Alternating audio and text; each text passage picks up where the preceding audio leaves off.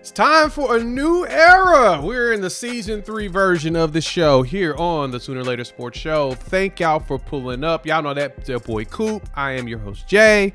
Thanks for pulling up here on the YouTube channel and listening wherever podcasts are downloaded and listened to. While you're here, please wipe your feet, like, subscribe, rate, review, give us 5 stars. You don't think we deserve it? Just go ahead and give us 5 anyway, and gift it. So on today's episode of Sooner Later Sports Show, we're gonna dive into all the craziness that's been going on, like the coaching changing piece. Now, I've got a couple of takes on Brent Venables being the DC. Coop's gonna dive, of course, into the added new defensive coaches and rumors about other movements. And then we'll just wrap things up, chopping it up with you all, because it's been a minute. We've had about a 2-week break. Now we're back. We're gonna start prepping ourselves for the 2025 season. Coop, happy Sunday, man. I miss your face. It's good to see you, man. How you feeling? Hey, I'm feeling absolutely terrific. The weather is Oklahoma, so we are 100% here still in Oklahoma, where today can be 80 and tomorrow can be snowing, with a slight chance of earthquakes. So yeah, pretty exciting. But we get into trajectory season. Right now, The Sooner fan base is starting the upwards trajectory. Not too long, we'll have people going, well, hold on, we can win the national championship. So, whoa! That's the end game. That's the end game. Yeah. I totally get you there, but no, that's fun. Definitely. Shout out to our partners over there at Bet US. They are hooking up the gamers. 150% bonus in the first deposit of $2,000 by using promo code YouTube150. Coop, I'm good. I've been down literally for an entire week, like for a full week. And vacation. Yeah. So I go on vacation, right? Enjoy being disconnected. Then all the news drops from Brent Venables' decision. I get a text message as I'm about to hop on my boat, and the text is like, "Hey, I need you to get on here and talk to me about Brent Venables going off Thanos." I'm like, "Man, I'm sorry. I'm not even available because I'm not around." They're like, "Oh, well, dang. Get with me later." So hopefully I'll hop on Locked On College Football in the next few days to kind of talk through a little bit of that. You know, it's a little old news. It's still something worth talking about here in the off season, but it has been, I get back from vacation, Coop, and then I go to work I get back on Sunday morning. We're like, it's Super Bowl weekend. We'll let the Super Bowl have its thing because ain't nobody going to try to jump off. Everybody watch Super Bowl. Yeah. Monday, go pick up, drop off some dry cleaning, do some stuff on my son and get home. I'm just like, little scratch right here. Just a little scratch. Like, why is this scratchy? Why is this all scratchy? Then I go through 4 days of having 100+ degree temperature. That was horrible. To the point that I didn't have a voice. Like, I was hoping we could have came back last Wednesday because we could have broke stuff down. I have voice. And I was basically laying in my bed trying not to die. But the good thing is, we back. That's all that matters. I'm healthy. You look good. We are satisfied. Yeah, you look good. You feel good. It's a plus. Hey, I got to ask you though. You bring up you were on vacation. The cruise was dope. You had a good time, and then followed that with a little Super Bowl talk from you. Yeah. Philadelphia kind of like hacked the game. They pulled basically a Cincinnati. What a lot of people don't get that Cincinnati does. But first, we're gonna do this. Edward, thank you for the $4.99. We missed you too. We missed all of you. 100%. Coop missed you even more than I even missed you, and I missed you a bunch. Like, Coop is fighting me for the level of miss that he felt for you all on this. But yeah, because Coop is a sweetheart. That's why. I ran a show that I didn't go live, where I just talked to you guys, and I just went back to the chats and no, seriously though, it is last Sunday. Then I'll let you talk Super Bowl. Last Sunday, my wife says, "Well, are you guys gonna do a show?" And I was like, "No." I said, "I think we're gonna let it marinate." And she says, well, won't other like the people miss you? I said, yeah, I hope not. But if they do, absence makes the heart grow fonder. And so I will say this: the Chiefs will be trying a little bit harder for the Super Bowl next year because it ain't coming home this year. yeah. Because shout out to like I said, the Eagles kind of hacked things. Them like the Bengals, to where they would go out and just go get the players that played in like the playoffs. Like they weren't trying to find or sneak and find the sneaky good guy. No, they went to the schools and like, oh, okay, Georgia, you guys play here. LSU, you've done that. Oklahoma, you've got these guys. We've seen you there. You know, Georgia, Alabama. They're just gonna take those dudes. They don't even care. That was it. And they beat the dog out of the Chiefs. But this game reminded me a lot of that Tampa Bay one because the Chiefs Yeah. that line was, they were makeshifting it. And you can't do that against a defensive line. And then they got through with 4. So it was pretty simple. They just destroyed them on defense. And then Jalen Hurts did exactly what you're supposed to do. The offense said that we're not going to let Saquon Barkley beat us. So Jalen Hurts went out there and said, well, I will. Beat him. I'll do it. Fine. Like Thanos, fine. I'll do it. I'll do it myself. It's, you look back 2 years ago, Jalen probably should have won the MVP 2 years ago. He had that one turnover, which kind of derailed their efforts. But, it's crazy. I heard a lot of people talking about, they see it being a close game one way or the other. But if it did get out of hand, they saw it in favor of Philadelphia. And so it's just crazy. But it just goes to show that when you have an absolute a hole in a chink in your armor, I guess you would say, that you would have to you have to be able to disguise that in the NFL playoffs, which is why I think we see teams like the Ravens continually struggle. Once it comes time to the playoffs, gimmicky teams struggle when it comes to the playoffs because you're playing the best of the best, and they can isolate, and the coaching staffs can isolate, and they can take those toys away. And that's what made Bill Belichick so great for so long. It wasn't just Tom Brady, and it wasn't just, Rob Gronkowski. It was him having Tom Brady and Robert Gronkowski and Randy Moss and Julian Edelman and all those cats. But then also he found the one thing that you wanted to do, and he said, I'll take that. And if you didn't have a backup plan, you often looked silly. Yeah, and that was what the Chiefs' biggest problem was, is that they basically just said, look, we got Patrick Mahomes, we're just going to let him do everything. And there's a limit to what any human can do, especially without protection. Now, I disagree with you on the Ravens. I don't think they have a gimmicky offense. They just run down your throat. It's kind of hard to be gimmicky when all you do is run it down people's throat. I mean, 3 years in a row, the leading rushing team. Their problem is their defense did nothing to help them. Also, they like turning the ball over at the wrong time. But point still stands. They love turning the ball over. But the Eagles did the opposite. They also found some market inefficiencies. You got Cooper DeJean, who went out there and got him a pick 6 on his birthday. His birthday. And and listen, man, as a massive, massive baseball historian, it's cute and funny that Cooper DeJean broke the color barrier again in 2025. Being a white dude playing a defense back and just word to Jason Sehorn. Yes.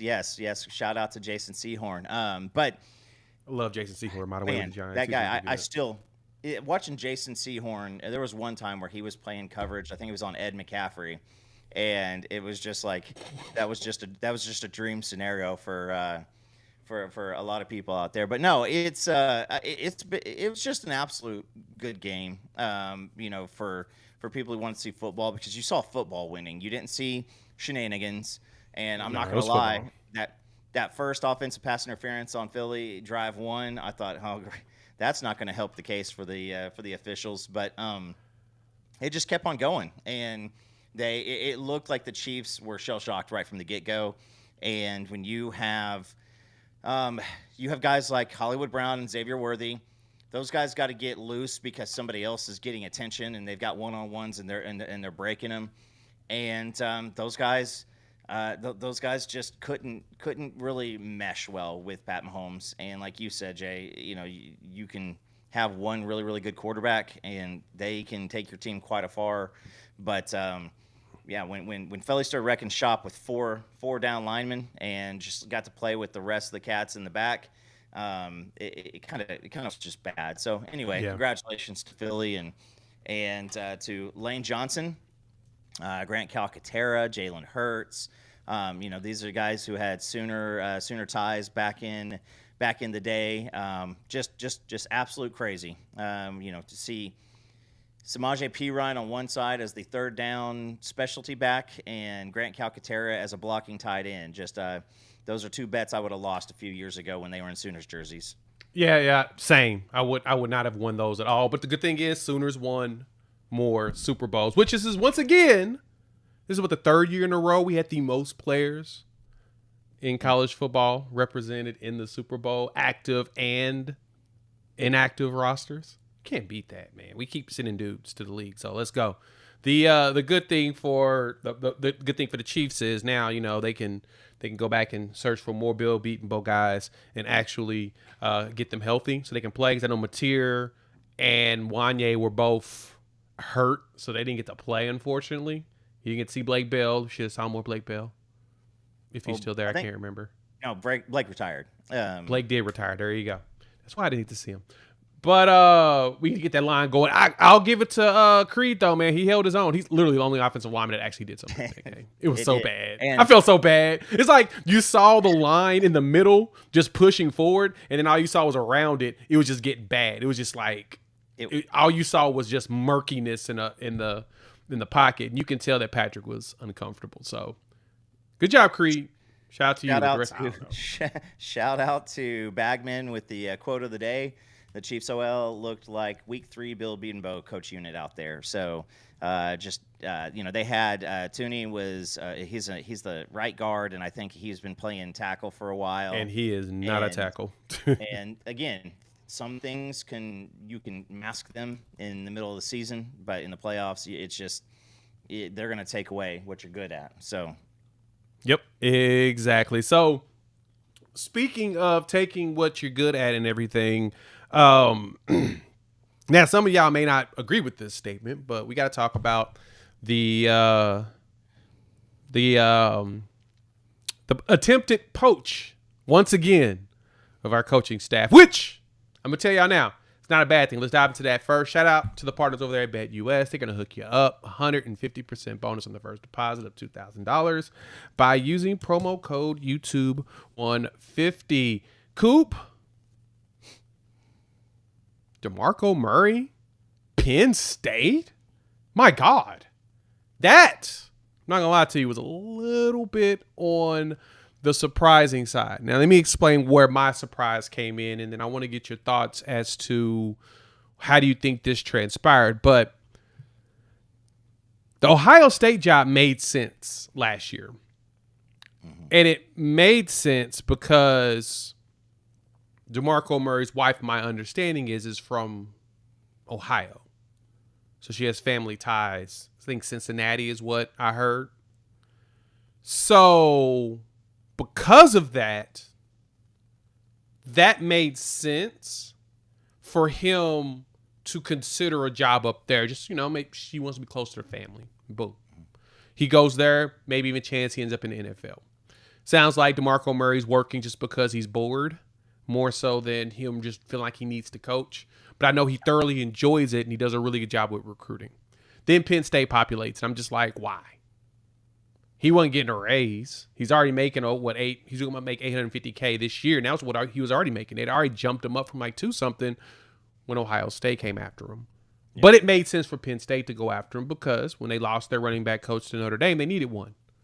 Instead, they took Stan Drayton, which Stan is a really good recruiter, and he's a really good running back coach. Like, really good. So they got themselves a good coach for that two-headed monster in the backfield for them. But honestly, if I thought DeMarco Murray was going anywhere, I would have thought it was going to be the NFL. And I know he's interviewed. There's still one more, I think, potential opening available that would make sense for him to go to, possibly the New Orleans Saints, with Kellen Moore. But that one to me was just, I was like, nah, Penn State doesn't make any sense.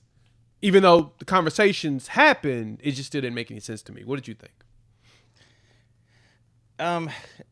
Yeah, Penn State coming in. I mean, they're going to obviously go after, a big time running backs coach, and I think that the running backs position. Now, there are some really, really good ones out there. Drayton being one, DeMarco being another one, Tashard Choice being one. There are a lot of guys out there, but I think that just the way that position is utilized nowadays, don't be so surprised as if taking a good running backs coach from another top line university. It was more about, let me take one of your best assets away from you more than, this is just the guy that we really, really wanted. But, DeMarco loves this place. Like you said, he's coaching out of desire, not really necessity. He's got more money than he's going to ever need. He's now, I think that this past year, he got like a $200,000 upgrade. And so, I mean, that's almost a 25% pay raise to get him where he's at right now. So, a lot of the fans, let's talk from a fan perspective. A lot of the fans are really, really annoyed at the continual running back rotations. It seems like something that's been a situation going on from the, Kennedy Brooks returning in 2021. Them starting out Eric Gray and Kennedy Brooks and just the tossing around of that. But he's good at what he does. And he's, Agreed. Like you said, he's really, really good at recruiting. So as of right now, he's here. I think it's one that, if he leaves, if he stays, he loves this university. He speaks highly about the university. He's a great ambassador. It also doesn't help that he was an offensive MVP, right? His last year in Dallas, so that doesn't ever hurt that, you were one of the top running backs in your craft at a major university, and then also for a very, very prominent franchise in the NFL. So pretty good. Yeah, I wouldn't have expected him to leave Oklahoma to go up to, like I said, Penn State without the family ties. Like the Jim Knowles situation made sense. And honestly, contrary to all of like the reports and stuff that went down and stuff, I kind of still believe that Knowles was going to be a Sooner if Tim Allen didn't get that job at Clemson. Like at the time, the Clemson job, the Penn State job was not available. And him being a Philly dude kind of made sense that after Clemson snatched Tim, or Tom, is it Tom Allen? Tom Allen. Tom. It's Tom. If they snatched Tom out, like while in the middle of the night, nobody knew it was coming, made sense. Like, oh, okay. And then he was able to go back to his house. And so I got it. Made sense. I mean, he's multimillionaire. Flying back and forth in a private plane is not that hard for him and his family. So, But yeah, I didn't see DeMarco making a trip up to Happy Valley. I expect DeMarco to go to the NFL though. So that's kind of one job I'm waiting to see happen. So. Think so. We'll see. But guess what?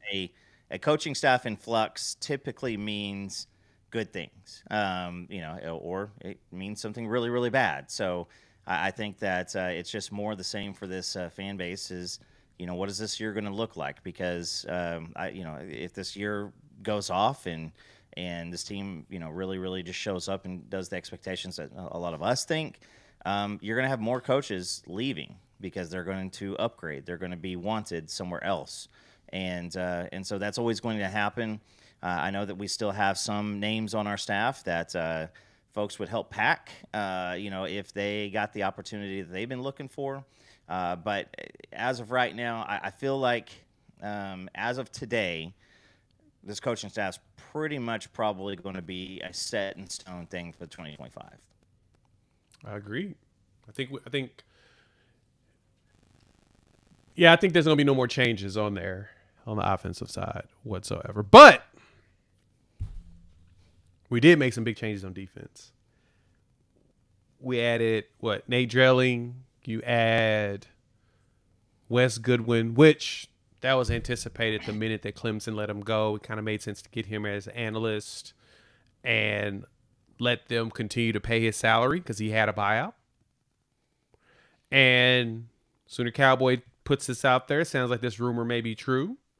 We'll see. Wait until there's an official announcement. But sounds like Kevin Wilson may be the latest addition as an analyst on the staff, which is really darn good. You bring a veteran, former head coach of multiple jobs. Didn't have the best runs, but he still has the experience, and he still ran some really good offenses. He's ran some good offenses at Ohio State. Bring him in, which is good. Yeah, it's can't beat it. And Kevin Wilson, I think, again, let's wait for this thing to go official, because announcing things early is going to be fun for you as a person on social media and otherwise. But I really, really, really believe that Kevin Wilson being on the staff is a great deal. Number one, Brent Venables knows what he thinks, knows how he thinks.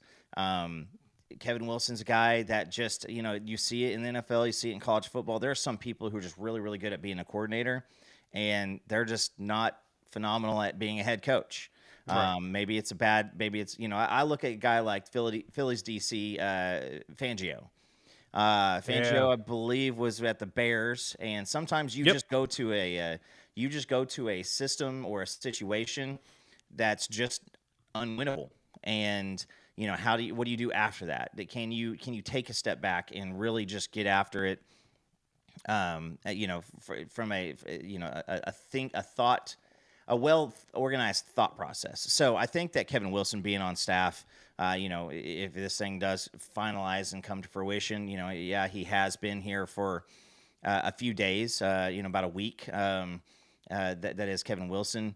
But this is a guy who hated Brent Venables, when he was the OC here, because Brent Venables threw, 2-minute intensity at him at all times. And I also think Kevin Wilson has made some good ideas, or I guess good decisions and bad decisions as a head coach. So he can help out a lot with Brent Venables when it comes time to just game planning, just being out there. And as an analyst, he's not going to be stepping up over Arbuckle for, working with quarterbacks or working, with the offense. So he's going to have that capability to be a little bit more of a floater and walk around, make sure that BV is doing the right things. Or, heck, he might be the get back / we got to take a timeout, hey, leave the defensive huddle alone type of a guy. We always talked about Nick Saban. When Nick Saban did, his coaching rehab, 10-step program with some of these guys. You had guys like Bill O'Brien, who now is leading is at Boston College. You had Steve Sarkisian, who's now, doing a hell of a job at Texas. So it's great. This works out. Whenever you can get great minds on your football team, you take it, especially great minds who are really, really good at their craft. Yeah, especially ones that are seasoned, the ones that have been through the ringer. Yeah. Kevin Wilson spent time here. He was an offensive coordinator here. He's the reason why Sam Bradford got your Heisman Trophy here. That was his offensive coordinator. He left, gets the head coaching job at Indiana there for few years. He was there for some years. Didn't work out for him, but he worked with Bill Bedenbaugh. He worked with, Luttrell at the time. Didn't work out for him, so he ended up getting an Ohio State job, and he was at Ohio State for a bit. Left there, and took on Tulsa for the last couple of years, and it just didn't work for him. He's older, but the big thing for him was Kevin like you said, he brings that experience that I think will help a young Ben Arbuckle run the time management piece on offense. That's what I saw out of it.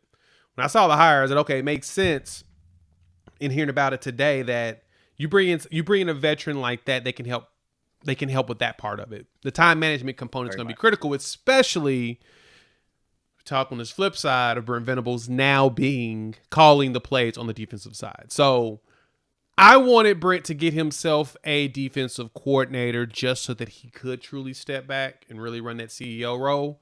Yeah. But since this is a do or die season, as we can, for lack of better terms, it probably makes the most sense that he goes out on his own terms and he goes out the one running the ship, especially on defense. 'Cause that's the one place we don't have any concerns. We're bringing back a substantial amount of the talent from last season. You lose out on your main guy in Stutzman sucks. You lose out on the safety in Billy Bowman, definitely sucks. The athleticism was absurd.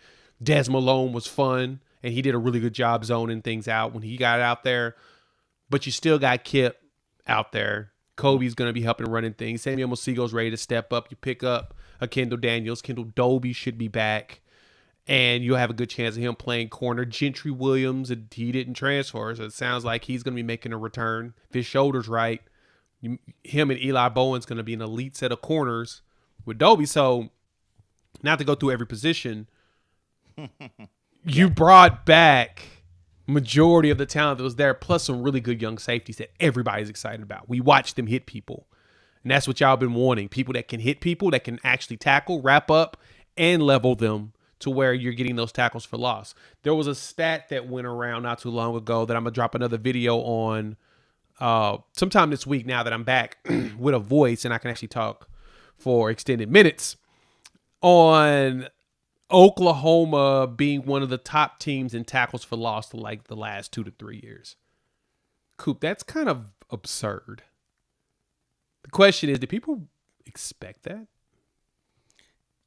You know, it's something we talked about early in the season, was the tackles for loss. We talked about it quite a bit last year too. So let's be honest. We talked about it quite a bit every single year that BV has been here. And so the tackles for loss, that has a lot to do with the defensive line was really, really good at making sure that they kept the linebackers clean. And we talked about that ad nauseum going into this year. And so, you know, you get defensive line with the younger names and the portal transfers and then guys just, you know, showing up this year, you know, like an R. Mason Thomas, and those guys put pressure on. They dictate lanes really, really fast. We know what's going on, you know, from the linebackers perspective. You got Kip Lewis, you got Danny Sutzman, you had Billy Bowman, you know, RSJ. Those guys, Kendall Doby, you know, earlier in the year, those guys look to make plays behind the line of scrimmage. And so it all starts with Bates' crew, and Bates' crew will be good again this year. That's the good thing, is that we brought back so much of the talent that we really needed. I mean, losing Dejon Terry as a graduate sucks. Losing those edges that are veterans sucks, but you're bringing in the younger guys that we've been wanting to see. You've been wanting to see more Koye. You want to see PJ break out. Just got to get healthy. But adding a Marvin Jones Jr., you know, to go along with an R. Mason Thomas, edge room feels good. Why Gilmore, we saw some shining lights out of him. You'll get more David Stone now. This is the year where I think they're just going to throw him in the fire and say, hey, go make it happen, boss. And I can totally see him doing it. So the defense is not my concern. So now Brent Venables calling the defense. My question is going to be, how does it look on the balance on the offensive side? Who's going to help him out? Help try to run that. And I guess you could say that's where your Kevin Wilson comes in. And even the good thing too, on the defensive side, that's kind of where a Wes Goodwin also helps, because Wes is not only a really good recruiter, he knows BV's defense. And they worked very well together. That's how Clemson had some of those top defenses. Now, Wes could not replicate that by himself, but it's probably because he needed that additional mind to help filter through what made the most sense in certain plays, this, that, and the other. And so I think that him and BV working together with Brandon Hall as well, you know, with Bates, Valai, right? And then you bring in Nate Drilling, which a lot of people weren't very excited about it, but I'll tell you this. Pretty excited. You bring a young guy in that everybody in coaching circles are talking about, saying, oh, he's going to be something special as he grows. That's actually a pretty good hire, especially if he can recruit. That's what we got to see now. We'll see this year what his capabilities at recruiting is, even though luckily Wes is a really good recruiter. Again, I mean, even with the Sammy Brown situation, he had a lot of – go look at his track record on 247 on the players that dude was recruiting. Just go look at the players that dude brought in, that Wes was a part of, either as a primary or secondary on 247. He had I will pull it up, but I'm not going to fight with anything today just because it's our first time back in a couple weeks, and I don't want to jinx anything. But Coop, Goodwin was bringing in some dudes at Clemson. He's just got to now do it here. He's got to replicate it. And I think it can happen. You know what's crazy is a lot of people talk about Dreiling and Goodwin, and they go, "Well, we were going after Jim Knowles, and instead we got two dudes out of the rack up by their cash registers who, people are just trying to get rid of." Well, no, not necessarily. I think that Clemson was trying to hold on to the BV stuff way too much, and I'm not, and I don't know it right off the tip of my tongue. But I want to say somewhere between like 28 and 38 overall defensive rating for Clemson this year. So it's not like they were terrible. If prior to this year, I mean, we would have taken that defense in 2020, 2021, 2022, 2017, 2018, 2019, Jay. So everybody would have taken that defense. So, there's that. The Dreiling one, I'm not going to lie. At the beginning, I thought, if you get him as like but we got him instead of Jim Knowles, like if you're looking at that, it's not the same situation. Jim Knowles is a situation where if you can make that happen, you add it, because of what we said at the beginning of the show is if you can add a big time coordinator or a big time person with great clout and everything, but it didn't happen. So you get Dreiling. Dreiling went out and he was the author of that defensive show that they put on when they went down to Auburn. Was it 2 years ago? Yes, when New Mexico State went in there. Yeah. Beat Auburn in their crib, and held them to 10 points. It was held them down to 10. So I'll say this is Dreiling, if you look at last year, he was last second kind of just thrown in as the head coach at a bad program, and things didn't look great. But I'm just saying, I'm not sure that if you take somebody who's not ready for a position and toss them in there, especially when they don't have a lot of opportunity around them, there's a reason why the previous guy gets canned. So what is it going to be this year? Well, first and foremost, I don't think that the calling the plays, the defensive side, it's not like the offense to where you have just 25, 35, 45 different play calls that you are trying to filter in, in the first quarter. Like, you run your base defense and you point things out and you see things. So, as far as BV calling the defense and getting the defense ready, and this just from this whole perspective, most of this stuff is going to be, Sunday through Friday. Yep.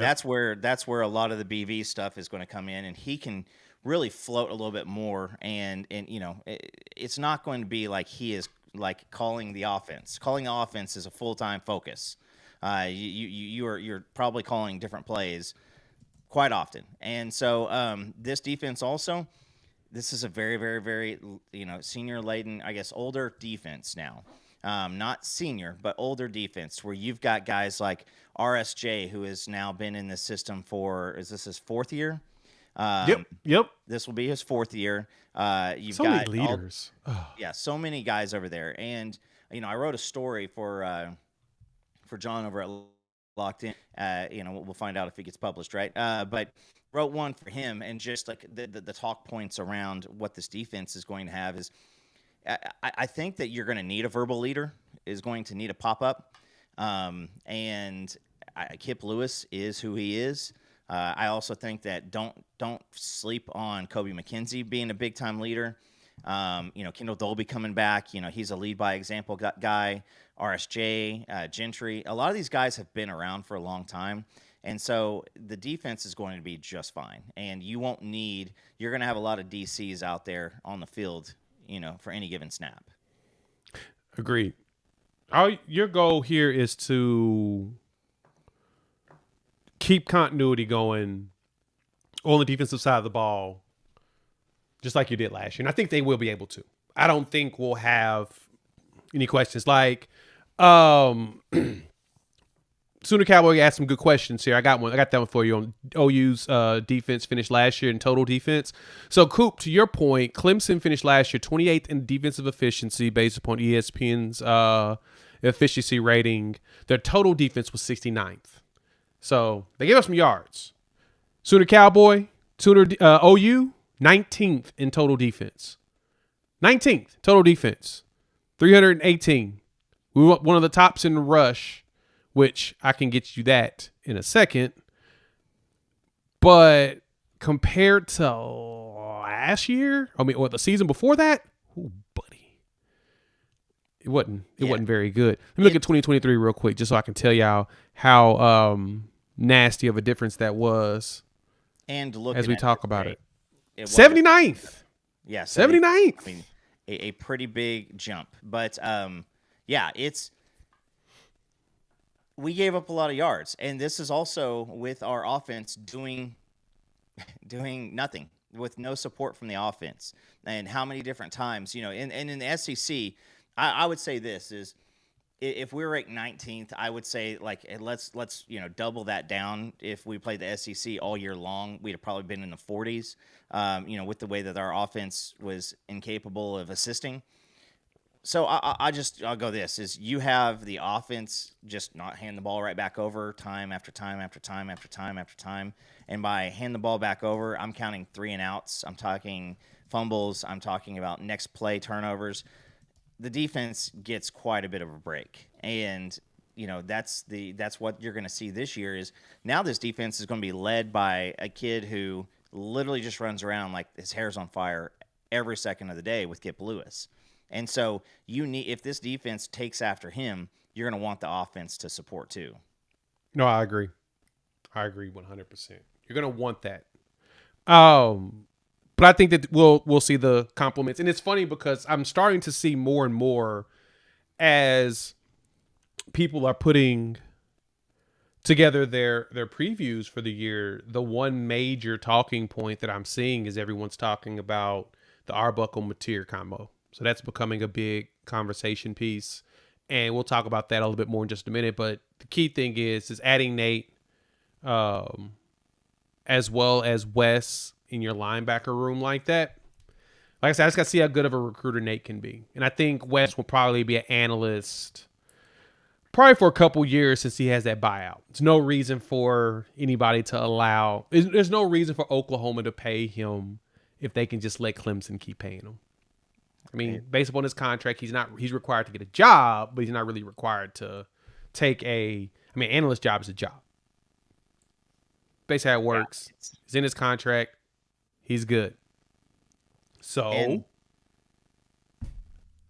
and Jay, you say that part again, because I think that's what people don't realize is you're paying him a very, very minimal fee as an analyst while he's catching a cool meal from Clemson.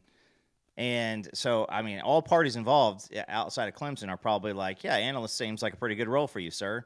Because if you've got somebody who is a CEO for one company and you can come, get him to come consult for you for, $80 an hour, do it. I mean, that's way to go. Yeah, you take advantage of that. And Wes is going to still get his money because they're contractually obligated to pay the man. And because they got to pay Wes, he isn't he didn't need for additional money because basically whatever we're paying him is subtracted from what he's owed, and that's how his salary is kind of calculated. So it kind of offsets. But no, if we've beaten this dead horse numerous times, but at the same time, hey Jimmy. Good to see you. I don't know how far into the show you are, but we've talked about that. Sounds like Kevin Wilson is. But you know what?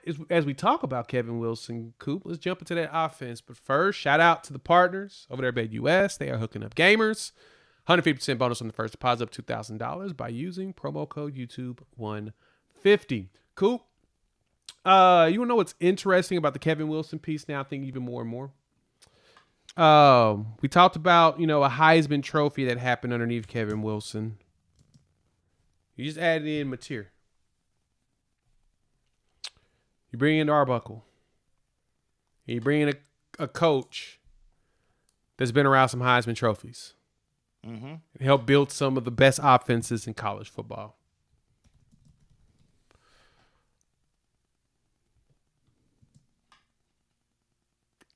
Cool.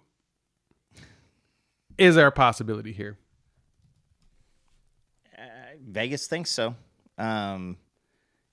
listen, if you come in to Oklahoma and you become a competent quarterback and even look really, really good, your name's going to be in the mix, especially preseason. I think that we're going to see some pretty cool stuff.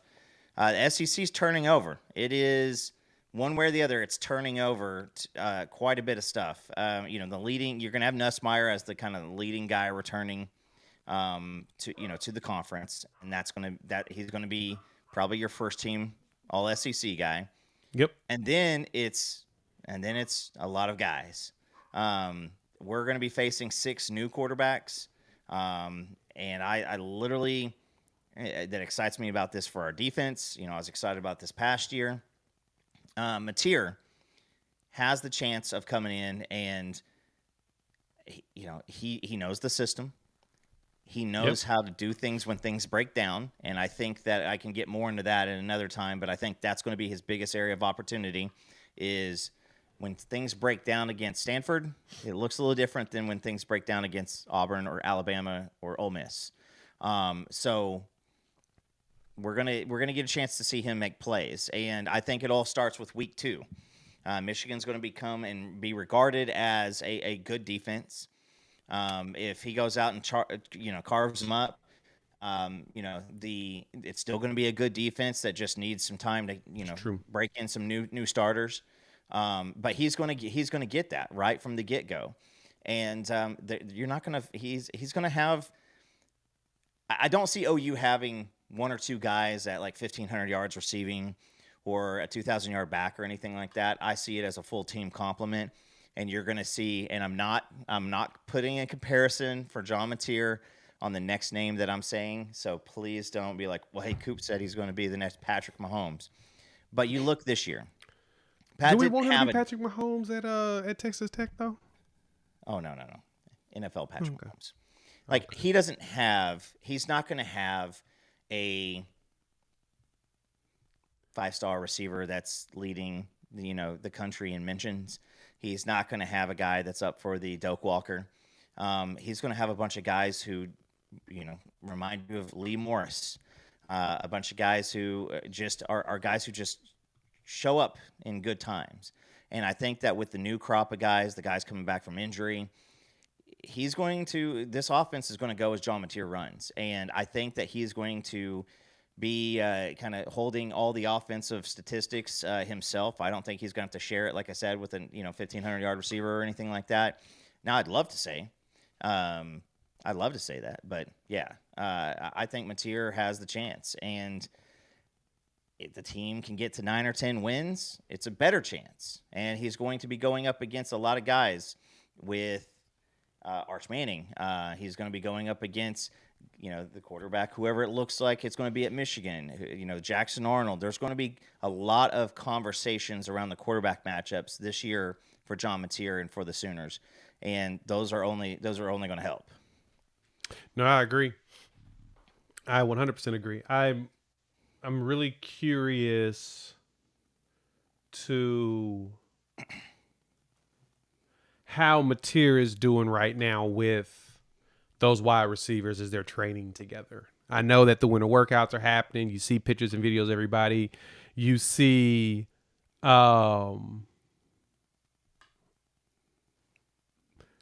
you see them at all the games for all the other sports. You see them being supportive. If you feel like you see a lot of leadership there. I'm curious to see how the workouts are going. So, oh yeah, good job, Steven. Good job, Stevie. Got himself a 4.0 still. Bravo, man. Love my college students. Hearing that y'all are putting up great grades. No, I'm curious to hear. I haven't really read anywhere in detail, at least, about how well they're doing in practice. Practice. Yeah. Or not really, organized practice, but more so player to player training sessions, passing practices and stuff. Haven't heard a lot, but I that's the one thing I'm most curious about. So we'll probably get some sort of reports here over the next couple of weeks. Things are starting to, things are going to get extremely cold and gross. But as we prepare for spring practice, which is right before spring break? I think it's the week before is when they start. I think they start a week, they get spring break, and then they go full in up until spring game, which is April 12th. Speaking of which, you think we're going to cancel ours? Well, I mean, kind of based on what you're saying, Jay, is the spring games are no longer. It's no longer. It wasn't very very long ago that we had. What was the people wanting to cancel a spring game or not do it so people didn't know the plays and now nobody cares about that. There's never going to be situations where coaches are leaving playbooks. Not that this has ever happened at Oklahoma, but coaches leaving playbooks out for other coaches to find them or anything like that. Like it's now like we don't want people to see the guys coming up. And now it's more about tampering because, it's not, they're not going to come for if you got a stud tight end, I'm gonna just throw it out. You're not going to come for a Travis Kelce. You're going to come for the guy behind him if he looks really good because you want to be able to speak to that.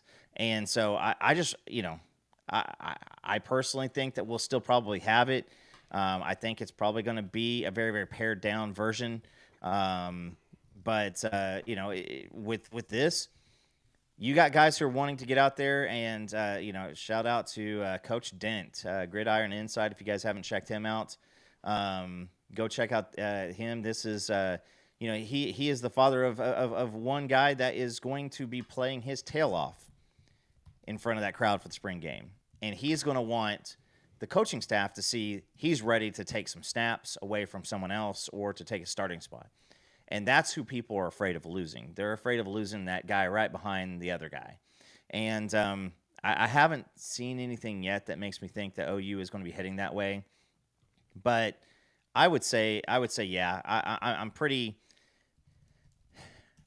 guessing that we're going to probably still have the spring game. It's going to be more about the events with the spring game, and that's going to be more of a glorified walkthrough than we've probably ever had. Because it just seems like yesterday that we were down in the pit talking to Coach Dent, and then talking to Senior Boganowski right when Mike drilled Bauer Sharp after the whistle got blown, and those are guys that are can make a difference in a team. A big time player who's probably not going to be a big time player. Here, that's what every coaching staff is looking at. They're just looking for it. Yep.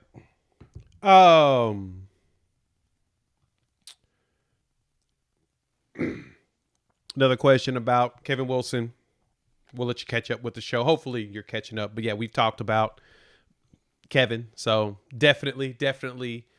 And Bagman cracks me up. You say we need a team full of Jeremiah Smiths or Ryan Williams. There's only two of those. There's one Jeremiah Smith and there's one Ryan Williams. They just don't exist. They don't grow on trees. You just got to get lucky enough to find one and catch one. But to be honest, if there's one that I think could be close, E.T. Elijah Thomas is going to be really good. I watched him there at Chakota. Coop, you may got something dumb. We need to go through all of the true freshmen. We'll go through the class again, just kind of who we think will jump out and everything. We'll do that in a later episode. Let me add that to the notes because I think that's a good it's a good topic for down the line. But I want to jump real quick on the fact that teams are trying to poach our guys. You all should be flattered as fans of this team that you've got other staffs trying to take your coaches. Yeah. That means that people want them. We've got one that everybody wants to be gone, but I don't think anybody wants to touch the buyout, and it's okay. Because I also believe that the offensive coordinator likes him and wants to keep him. You may not, but I think he does. And that's kind of where things kind of differ. So it'll probably be another year before you'll see a massive change there. And that's okay. not even going to complain. Yeah. Because I don't see a problem with it. And the reason why we say this is because there is a significant amount of quality here on this team from a coaching standpoint and a player standpoint. And so, and Bagman just said it. Nobody wants to hit up Joe John. We need you guys to get out there and spread lies about how good our tight end room is so that somebody comes and gets him. And I don't know, start something like that. But, think about it this way is would it be different if there's like 0 people coming after any of our coaching or players? It's if you're coming after a player, I mean, look at a Tulsa. Anytime Tulsa now, since who's the kid who's a first-round draft pick, linebacker Cheetah on Arizona out of Tulsa. I always forget the kid's name. Somebody help me out in the chat. But that, guys like that finishing out their career at a place like Tulsa, it's going to be few and far between. Now, he just transferred to Arizona? No. He's been in the NFL for 3 or 4 years now. You're talking about Isaiah's, not Simmons, not from. You're talking from Tulsa. Yeah, who's with the Cardinals? Come on, guys. Nobody's got it off the top of their head. But let me go look at the roster real quick, and I'll tell you. But keep going. I can hear the sports animal radio sound bites, for him. But he was a kid who obviously was a first-round draft pick out of Tulsa. Xavier Collins. Oh, Xavier Collins. Yeah. And so, thank you, Stevie. He's really good. Yeah, Collins is really good. When you've got like 1 or 2 guys, they're going to come get them.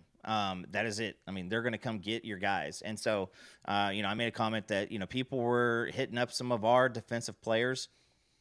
I mean, middle of the season, hey, just in case you wanted to look around, we're going to be needing somebody. And so that stuff's going to continue to happen. And it's not going away, and it's going to get worse over the next couple of years. And I think that the collective bargaining stuff and the paying the players, I don't know if that's going to eliminate that piece there. But it's good to have people who want some of your staffers, especially when it's NFL and then other high performing. Now, if take a shot at anybody specific, but I mean, if Texas State comes after and says, hey, we really want to hire your, wide receiver coach, it needs to be like of course you do, but that ain't happening. But when it's a Bama, an Ohio State, a Penn State, anything like that, that's good for the program. What's funny? You mentioned Xavier Collins. I think that's a very interesting person to point out, because he's an example of you got to be careful of how you judge players coming from certain schools, right? I mean, he's at Tulsa. He won all of these national awards, but he played at Tulsa. So everybody's like, he's probably not even that good. Now he's 4 years into a career in the NFL, and he's still going. Yeah. It's one of those, you've got to just let the evaluators see if they can get the potential out of the player, because he was a 3-star coming out of Hominy. He was 6'4", 220. He was not that big.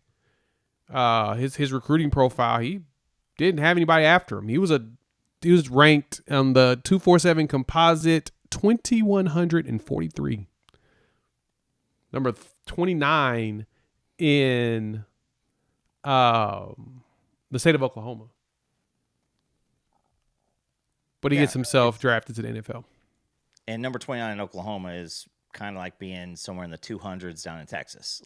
Correct. In specific years, it could be even worse than that. Past couple of years, we've had good years. But, yeah, it's... You just got to find dudes that are hungry, man. Because, again, what happens when you get a coach with a big name and, trying to prove it, and they've got that one paycheck, and now, they're bouncing again, they're moving again.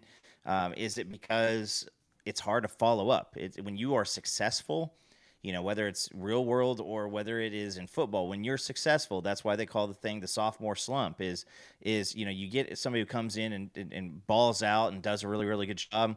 And it's hard to follow that. It's hard to follow that because you could do the same exact job and it not be seen as good. Correct. you're told good job all year long, and then you get to do the same thing the next year, and they're like, hey, so what are your plans? Where do you want to go? Is there any chance that you want to leave the campus so that we can bring somebody else in? Those things happen, and you're going to see it more and more with some of these players. Because you never know who's going to be the transfer guy that really just balls out. You look at the Hurd kid, the tackle that went to Tennessee. Probably the number one guy that we felt like we missed out on, and early in the season said that could have changed our season. I mean, I don't think the Tennessee fans were clamoring over him by the end of the season. He was Caden Green, same situation. We lose Caden Green. He goes to Missouri. He's going to have these big opportunities and big ideas. It ain't happening. That guy's moved around positions several times, got benched a couple times, and is still looking to kind of recapture that hope and that trajectory that he had here early at OU. No, I 100% agree. He just didn't work out the way he wanted. I'm pulling up his what's your grades right now. His grades over here on PFF, because I'm truly curious to how he finished on the year. And ooh, gosh, that team was pretty bad. On defense, not very good. Lance finished his grade as a blocker. Pass blocker was a 61. Run blocker was 41. He was bad majority of the year. Wow. His only good game was he had a really good game against North Carolina State. And it was downhill from there. Except for Mississippi State did good against the pass block. UTEP Vanderbilt was solid, but he was against Ohio State. So, yeah, it ain't easy. His overall grade was like a 44.9. Big yikes. Mm-hmm. So, you never know. Listen, projections don't always come to fruition. It wasn't too long ago that we were running in five stars in an offensive class, 3 5-star wide receivers, and I don't have to check back the numbers, but I'm pretty sure between Trajan Bridges, Hazelwood, and Weiss, none of them are have eyes on them at the NFL Combine this week. Nope. None of those guys actually turned out to be something spectacular. And injuries play a part in that. Coaching staff, regime changes, things like that always matter. So we'll see. We'll see. I'm not, like I said, not stressed. I am happy that Brent Venables is going to take over on defense.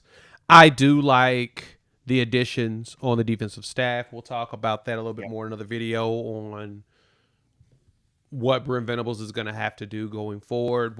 We've got a lot coming up over the next few weeks. We've got, Future Freaks weekend coming up in, 2 weeks or 3 weeks? So you got a lot of the juniors coming into town early March. Let me go look at the date. I actually have it in the cord. They got we've got the visit weekend stuff in there under the threads. Future Freaks, where are you? There it is, 3/8. You got a lot of dudes pulling up for that. And then, we'll start, as you start seeing names, the Champ U Barbecue will be another one that will be coming down the pike. June, yep. Jeez, we use a lot. We use the spring game week for recruiting quite a bit for the spring portal. And last year we saw some really big gets out of the spring portal. Dominic Williams being one, and now their family are now Oklahomans. I mean, they live here now. So, that's, you can, some of those things change. They just change everything about the family. And so I'm curious about the recruiting weekend that is the spring game. That would be the one thing that I really, hope to God that we don't see that go away, because there's so many opportunities to, bring guys in, let them see a game day, type atmosphere. Some of these kids are, if they're being recruited by other campuses, you run out to BYU, they, on a game day, may match what we do for the spring game as far as attendance goes. So, and guys in the transfer portal, it's going to be a big deal for them too. So they may be playing in front of 65,000 people and then look up in the stands and see 65 in the middle of the spring game. for us, and that makes a dent in their recruiting process. That's a big thing to them. I agree. So you got dead period coming up here. Well, we're in dead period right now. Yep. Through March 2nd, we'll get quiet period, which means they can come on campus. And so you'll see that with the Future Freaks, and then probably events throughout March and April. Contact period is when they're going to be really doing the spring contacts up until May 25th. And then from May 29th is when you get back to the quiet period. And that's when you have all the weekend events. It's because school at that point's out. You're going to start seeing a bunch of visits. And I know that we've got all 4 weekends in June. We've got activities. So far, it appears I've seen players tweeting out that they're going to be in town from June, from the 6th through 8th, down to the 13th, and then the 20-something. So the 20th, if I'm correct, is the last one for us. Actually, I think we may go down one more weekend, but that one should be the big one, the big barbecue weekend. And so we have some big OVs coming over that weekend. And so we'll break that down a lot more over time to see. But Chuck, I could kind of totally see where Billy's coming with that. BV was getting used to doing other stuff. You're getting used to trying to run everything. But he also didn't have an offensive person that he could trust, right? So you kind of get stuck. I think he'll be okay, especially with Kevin Wilson coming in as an analyst. I think he'll do a lot to help with making sure on the offensive side things are organized. Because I believe he'll do the Kevin Johns role of doing advanced scouting and really helping them prepare. But I think he'll also help. I don't think he'll have any control, but I think he'll have some input. I think Arbuckle will leverage him as a knowledge base for the true game planning each week or whatnot, which is good. Like you said, Coop, having a veteran that's been doing this for a bit, can't complain about that. That's what you want.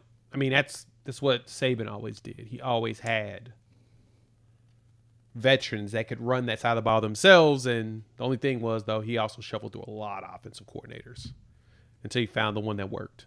So as long as we win, I think we'll be fine. So, all right, what you got? You want to wrap it up? Bow on it. What you got last?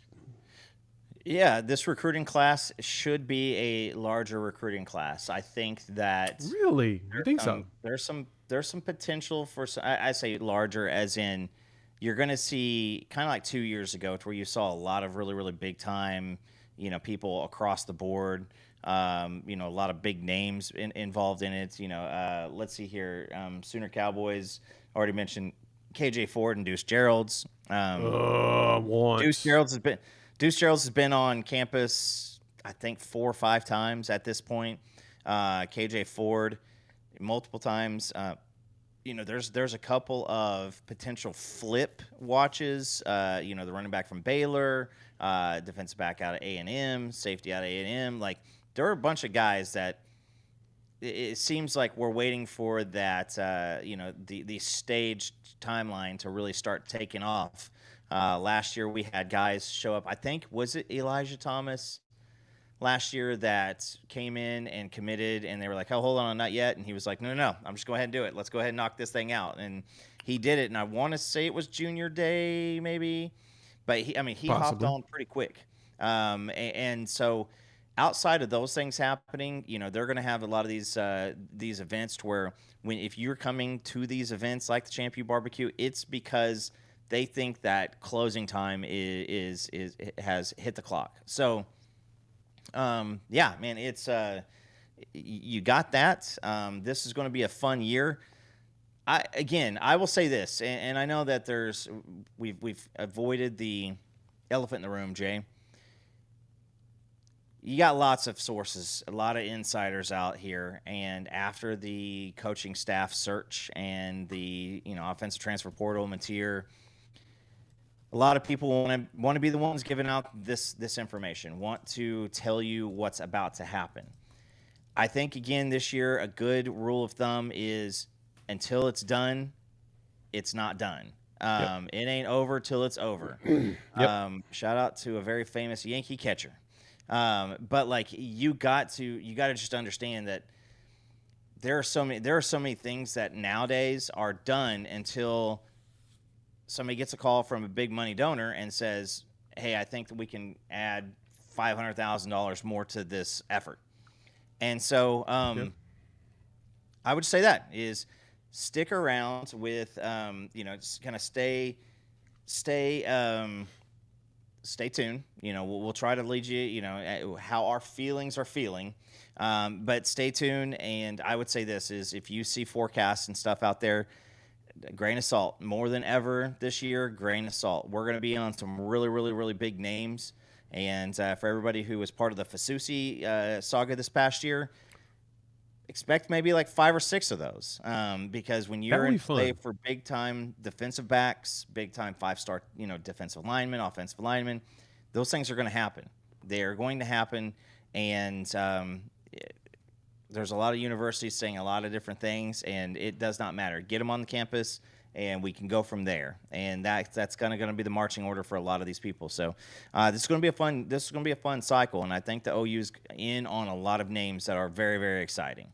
Yeah, if we aren't in a bunch of battles and a lot of quote unquote drama, a lot of y'all are going to be mad regardless. So we got to make a decision. Either we got to be okay with a bunch of the drama that's going to happen, or we're not. And the drama comes from the fact that all these schools are going to want these dudes that we're going after. Like we got Fasusi to commit, and then you had the end drama, and everybody was wondering if he was about to flip or whatnot, and then he ended up signing, and there was literally drama free. Oklahoma does focus on guys like that, guys that are truly locked in and committed and want to play. Yeah. While at the same time, some players, regardless, they're talented enough, they may be low maintenance, but they still got everybody in my after them. So just be prepared. It's gonna be fun. It's gonna be a fun few months. We'll dive into that. I'll put together the list of players that I know of that's gonna be coming to these events. So keep your eyes open on that. But thank y'all for pulling up. Hit the like button. If you're new to the channel, subscribe, rate, review, give us 5. Shout out to our partners over there at BetUS. They're hooking y'all up. 150% bonus on the first deposit up to $2,000 by using promo code YouTube150. And we will chop it up with every single one of you later this week. Maybe another week. We may have another episode during the week, or we may just stick to the weekends since it's kind of quiet season. We may do one of the two. We'll figure it out. Y'all be good. Peace.